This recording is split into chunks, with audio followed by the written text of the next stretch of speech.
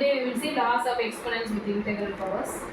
Let a is greater than 0 and a is a real number, r and s are rational numbers, and we have to be very thorough with these formulas. That is a power r into a power s is equal to a power r plus s.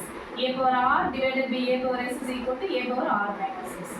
A power minus r is equal to 1 by a power r. A by b the whole power r is equal to a power r divided by b power r.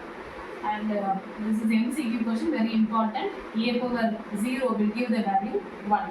That is a power r, the whole power s is equal to a power r s.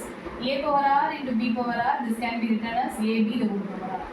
A power r by s, this can be written as a power r the whole power 1 by s, or a power 1 by s whole power r.